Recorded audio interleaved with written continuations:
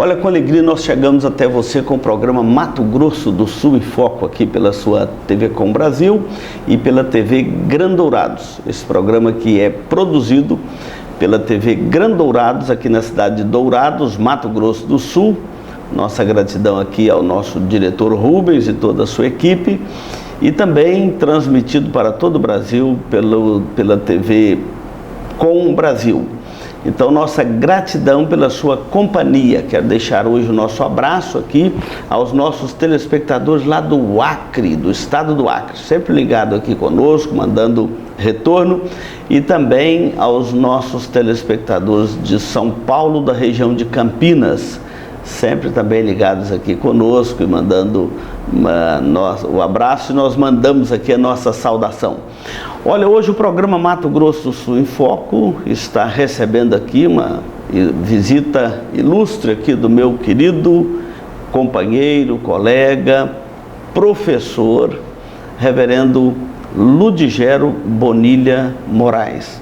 Reverendo Ludigero foi pastor por mais de 40 anos da primeira igreja presbiteriana de Belo Horizonte, professor da cadeira de Teologia Sistemática do Seminário de Belo Horizonte, Seminário Reverendo Denuel Nicodemos Heller, e também secretário executivo por muitos anos do Supremo Concílio da Igreja Presbiteriana do Brasil, entre outras funções. E é uma alegria recebê-lo aqui conosco, reverendo, no programa Mato Grosso do Sul em Foco.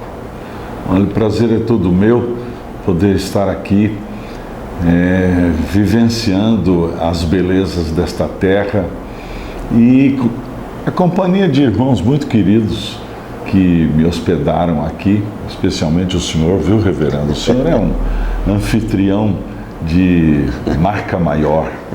Obrigado por tudo. Pois é, então não saia daí, nós vamos dar um intervalo e hoje nós vamos conversar um pouquinho aqui com o reverendo Ludigero sobre a reforma protestante do século XVI e os seus efeitos na cristandade, pelo mundo e especialmente aqui no Brasil, tá bom? Não saia daí, nós vamos dar um intervalo e voltamos já. Farmavida, formulando medicamentos com qualidade. A Farmavida manipula também fitoterápicos, cosméticos com formulações rejuvenescedoras, shampoos, hidratantes, filtros solares. Farmavida, Rua Hilda Bergo Duarte, número 296, no centro de Dourados. Farmavida, a saúde em primeiro lugar.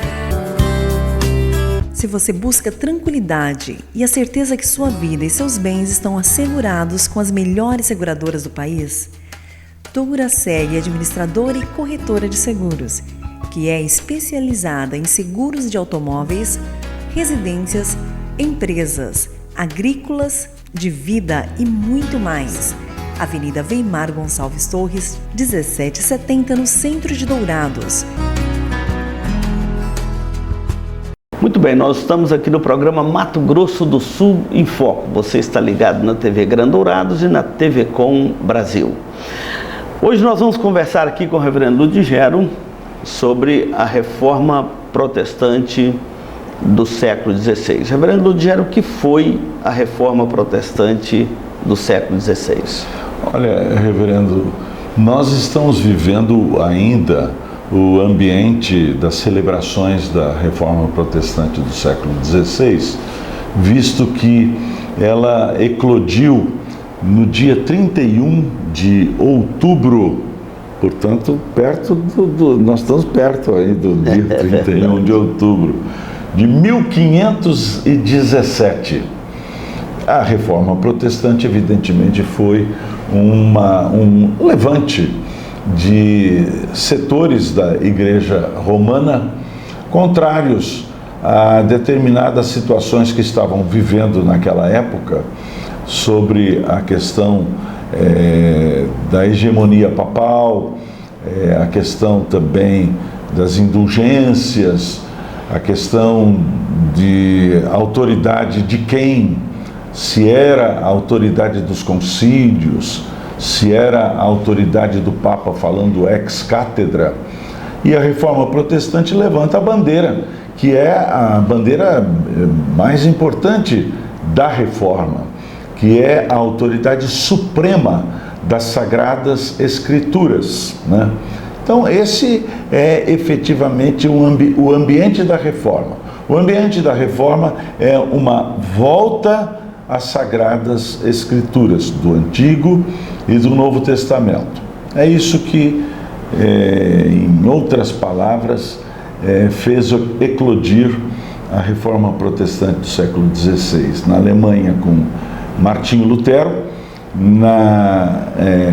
em Genebra, com Calvino, João Calvino, e na Escócia, com John Knox, dos quais nós, os presbiterianos, somos herdeiros. Reverendo, a reforma ela trouxe um impacto muito grande na Europa e pelo mundo. E a Igreja Romana, obviamente, trouxe também o movimento da Contra-Reforma. Os pontos principais da Contra-Reforma para rebater a reforma foram suficientes? Não, foi uma tentativa de reafirmar a hegemonia da Igreja acima das Escrituras, afirmando que é a Igreja que produz as Escrituras. E a Reforma Protestante diz, não, as Escrituras estão acima da Igreja, e ela é que molda, na verdade, o que é a Igreja de Cristo sobre a face da terra. Foi mais uma questão de quem é a autoridade última. E os protestantes, nós os protestantes, é que afirmamos que a autoridade última é a autoridade de Deus falando através da sua santa e bendita palavra. Agora, um detalhe importante ali da Contra-Reforma, que muitas pessoas ainda hoje têm dúvida e perguntam, é por que a Bíblia dos protestantes ficou apenas com 66 livros e a Bíblia católica com 73. Uma é mais completa do que a outra? Qual que é esse drama? Não, veja só, a Reforma Protestante seguiu, na verdade, aquilo que foi a herança judaica. Quem é que nos deu o Antigo Testamento? Foram, evidentemente, os judeus, né? No contexto judaico, não há acréscimo nenhum de qualquer livro. Foram dados os livros que nós temos efetivamente hoje. Os canônicos. Os livros canônicos. E é por isso, então, que a Reforma mantém os livros nos oferecidos, dados, né, canonicamente. E a palavra canônico ou cânon significa, qual é a régua? Por isso a palavra cânon, né? Regra, a régua que estabelece propriamente a visão de Deus, como Deus, na verdade, define a realidade, né? Como Deus se autodefine, como Deus define os seres humanos, como Deus define a obra salvadora de Cristo, como Deus define aquilo que nós chamamos de escatologia, ou melhor, o que é o fim dos tempos, porque nós acreditamos que este tempo presente vai passar e será introduzido um tempo perfeito, não é? Na volta do Senhor Jesus. Quem define isso? Qual é a regra que define isso? Qual é a régua que estabelece isso? A palavra de Deus. Perfeito. E, reverendo, um dos pilares da reforma foi somente as Escrituras. A crítica na Contra-Reforma é que nós não aceitávamos a infalibilidade do Papa, mas tínhamos uma infalibilidade que é a das Escrituras, e chamaram até o nosso movimento de somente as Escrituras do Papa de papel, né? Ou seja, nós não tínhamos a autoridade do Papa, mas nós submetimos a autoridade de um livro. Essa discussão, ela obviamente que mostra que nós temos uma autoridade sobre nós e que essa autoridade é Deus falando pelas Escrituras. Sim, a diferença é crassa. é fundamental. Se porventura você vai em busca da história, aquilo que foram os papas, como eles se portaram, mano, a figura dos papas é uma figura deplorável, né?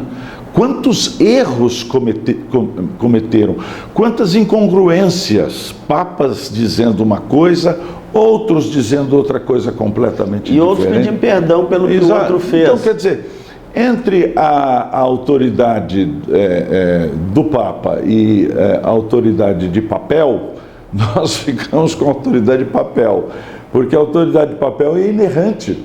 Nós afirmamos categoricamente que as Escrituras são inerrantes. Os seus 66 livros mostram uma harmonia interna impressionante. A quantidade imensa de autores em épocas diferentes e todos eles concordando entre si.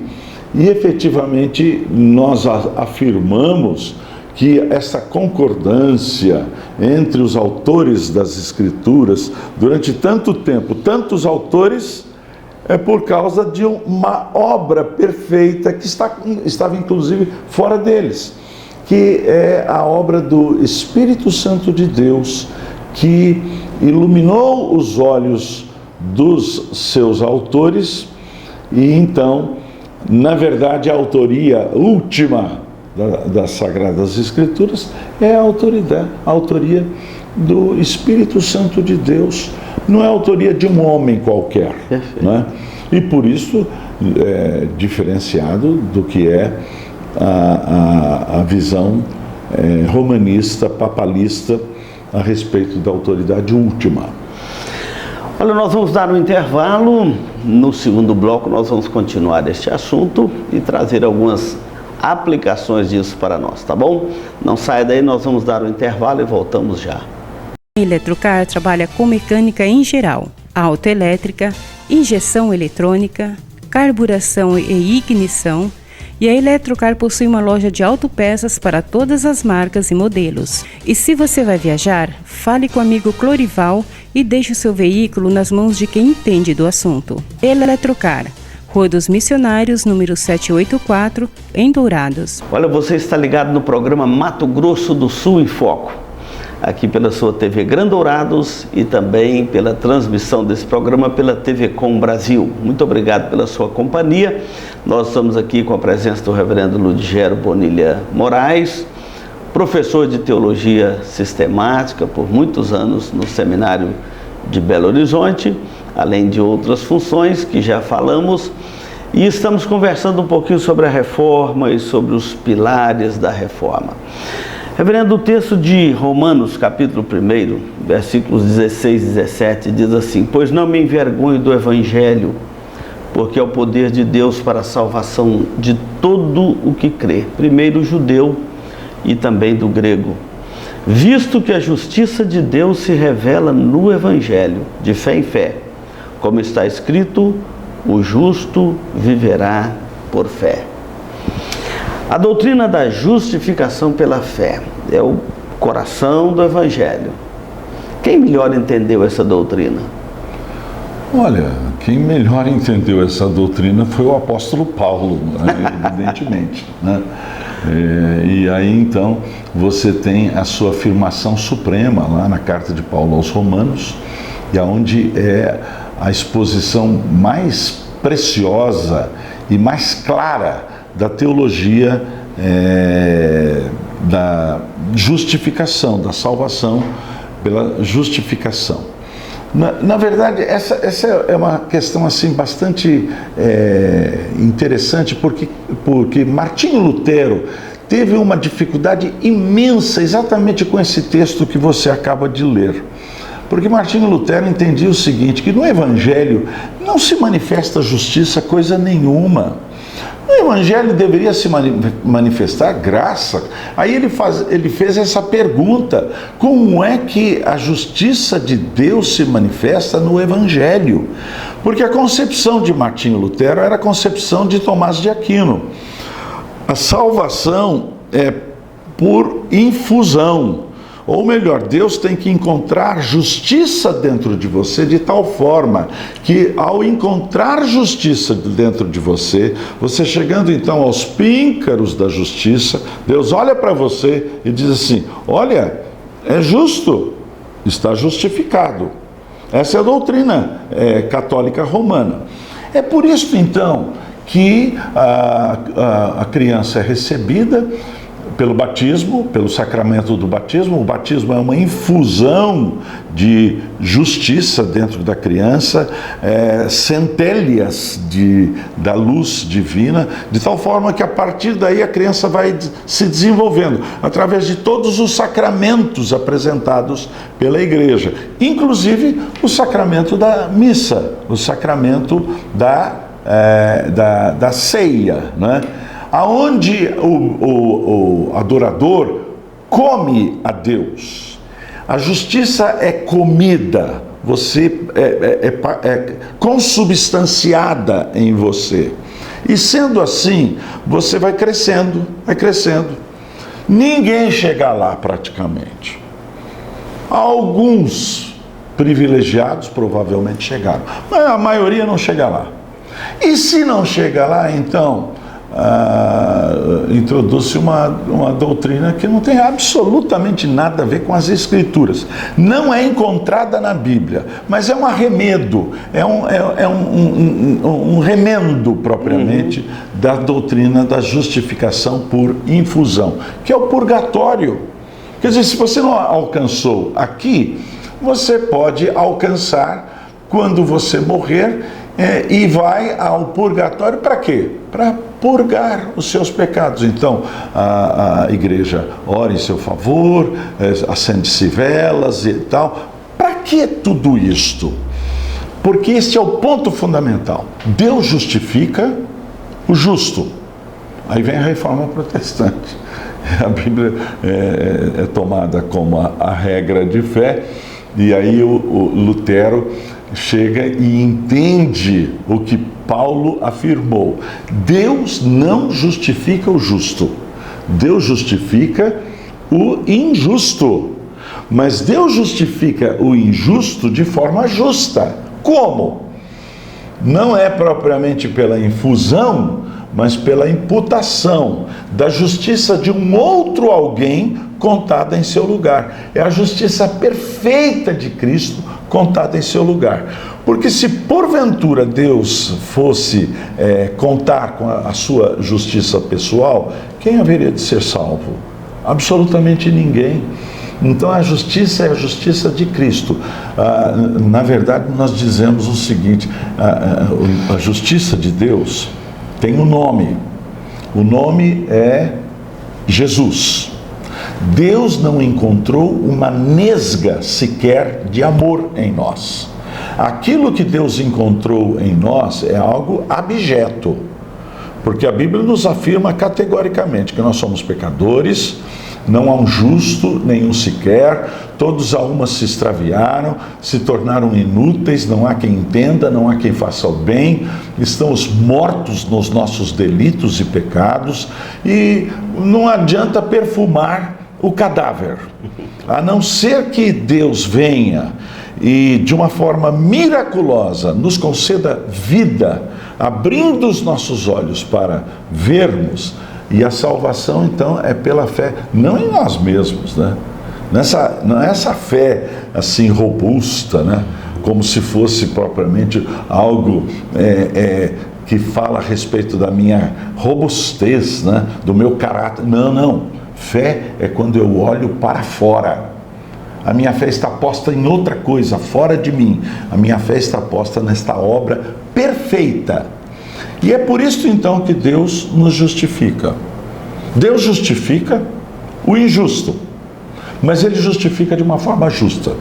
Ele justifica de uma forma justa, porque Ele proveu justiça fora de nós mesmos. Reverendo, nesse ponto aqui, é importante a gente conversar um pouquinho mais sobre as principais correntes hoje que, inclusive no Brasil, são muito fortes, que é o humanismo dentro do Evangelho. A gente sabe que na corrente do catolicismo, a teologia de Pelágio aí é muito pesada, muito forte, que é um humanismo. Dentro do nosso movimento evangélico, de uma forma geral, o arminianismo, que é uma corrente também humanista, e vem Calvino e destrói essas correntes humanistas, mostrando, não, é a soberania de Deus, o foco é Deus e não o homem. O nosso telespectador aqui, como que ele pode, de uma forma simples, separar essas coisas, porque elas são muito confusas? Veja só, o que você percebe no arminianismo, que é muito comum, é um orgulho pessoal. Eu tenho que fazer alguma coisa, sou eu que preciso crer. Eu é que tenho, na verdade, o livre arbítrio. Só que ninguém tem livre arbítrio. O que é livre arbítrio? A escolha, né? Livre. Só Deus é que tem livre arbítrio. Deus não precisa ser informado para prover juízo a respeito de alguma coisa. No tribunal de Deus não existem os autos para Deus então pegar página por página para saber o que efetivamente aconteceu. Não. Deus não precisa de testemunhas lá no tribunal. Ele é onisciente. Nós não temos livre arbítrio. No máximo que nós temos é livre agência. Quando você vai a um supermercado, existem 10 marcas de sabonete. E você tem a liberdade de escolher a marca que você quer, né? Isso não é livre-arbítrio, porque você não tem, na verdade, diante de si, todos os sabonetes possíveis e impossíveis do universo. Deus tem.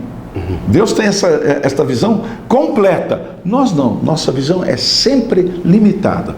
Então, a salvação não é propriamente por um ato da escolha pessoal, porque as Escrituras nos dizem, na carta de Paulo aos Efésios, que nós estamos mortos nos nossos delitos e pecados, não é? E isto é algo que você vai observar em toda a Escritura, não é? Então, se nós estamos mortos, nós precisamos de uma ação fora de nós. Então, o arminianismo é uma manifestação do orgulho pessoal. Sou eu que faço, sou eu. E tem outra, se você é o responsável pela sua salvação, você pode perder a salvação, né?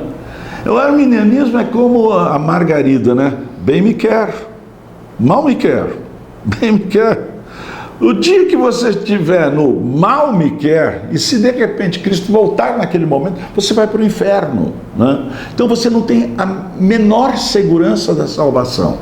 A Bíblia diz que há segurança na salvação. Por que existe segurança na salvação? Porque a salvação não está em Deus. Salvação é coisa de Deus, não é coisa nossa não, né? Salvação foi aquilo que Deus, de uma forma completa, perfeita, fez no Senhor Jesus. Você sabe muito bem que todos os sacrifícios do Antigo Testamento não perdoaram pecados. Não perdoaram pecados, não é? O que fizeram? Como diz o escritor aos Hebreus, os sacrifícios suspenderam a punição. Aqueles milhares de animais, cordeiros, touros que foram imolados lá. Quando Salomão mandou consagrar o templo que ele construiu, na verdade, os sacerdotes pisavam em lama de sangue. Eles ficaram empapados em sangue. Nenhuma gota daquele sangue perdoa pecados.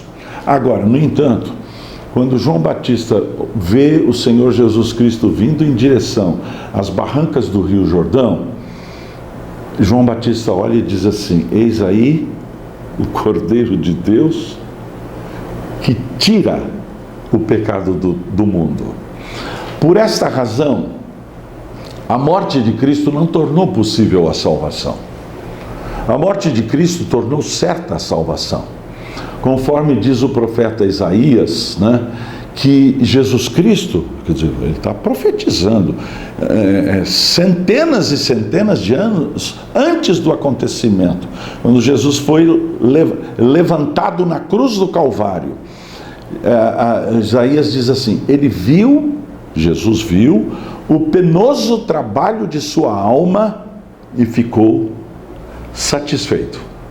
Nenhum daqueles por quem Cristo morreu haverão de se perder. Que coisa. E aí então, para terminar esse aspecto aí, contrário ao arminianismo e ao pelagianismo, né?